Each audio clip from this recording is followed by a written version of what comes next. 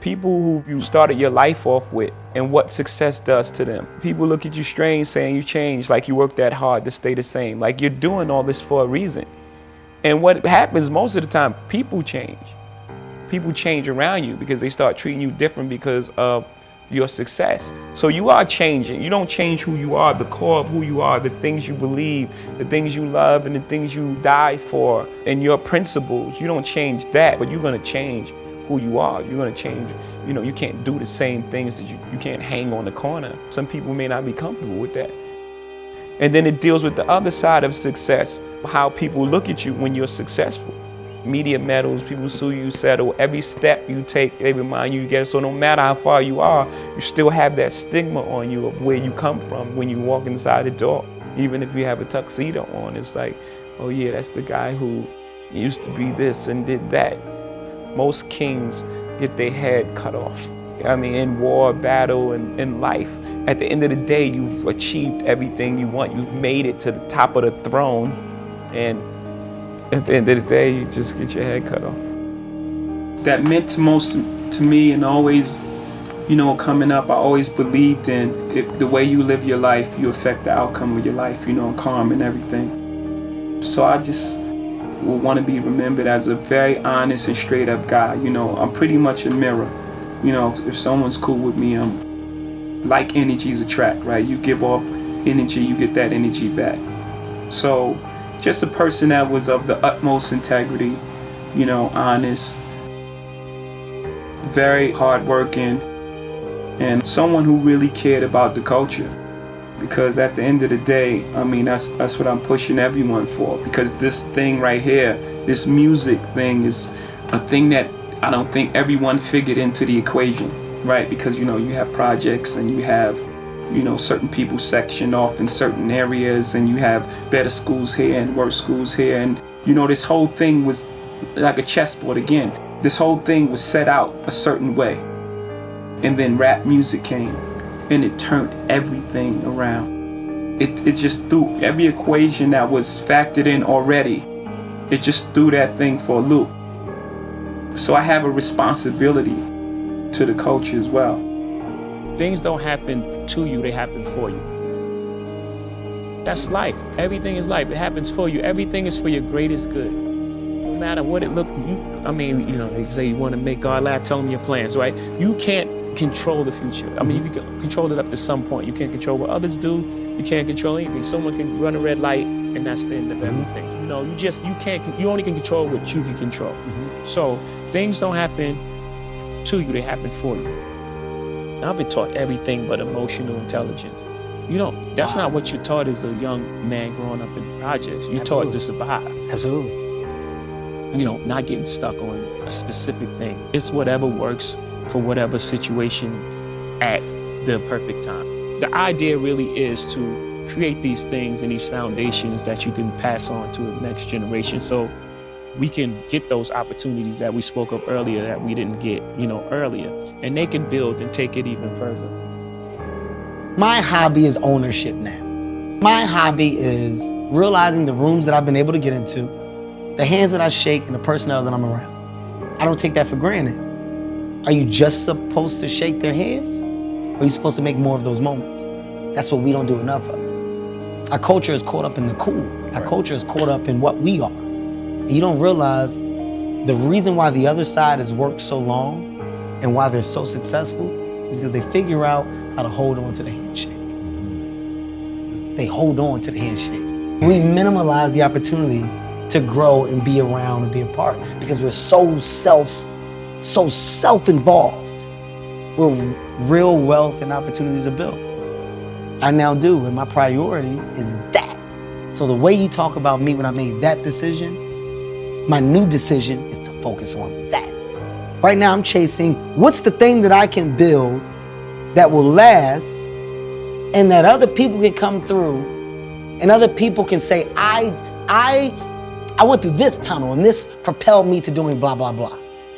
How many jobs can I create in here? Someone sees someone doing something and then say, I want to do the other version. I want to do the Burger King version of this McDonald's idea. And then it's not based on their love or passion of what they want to do. It's based on getting the look that makes people think we're equals. Yes. And we got to get out of that space, obviously, you know, as a people, and really lean on each other and work and talk. And I think for some reason that's been the most difficult thing. And I think it's difficult because the assumption of egos from some of the biggest people that would be at that table of they'll probably never do it, or he'll probably never. There's an assumption of personnel and what that person may or may not do. But I think the correct table of men and women and just the will and want to do something together, it changes a huge narrative, and it's scary. Yeah. It's scary as to what we could actually do if we actually sat down. Yeah. You know, no one wants to lose control. It's like, is he getting more than me? Then this person's doing that.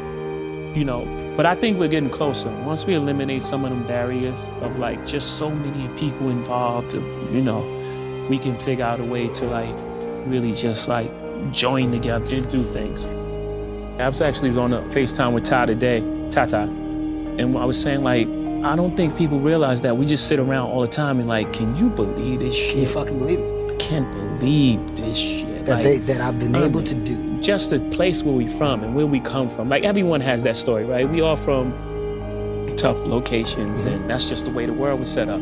But just like the things that we were able to overcome and where we sit now today.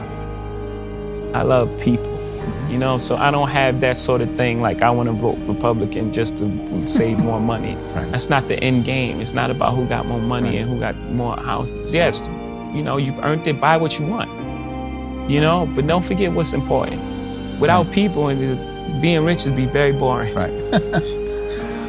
No one to share with, no one to have, you know what I mean? Like, just be a rich person, one person on the planet, just like, well, then what do you do?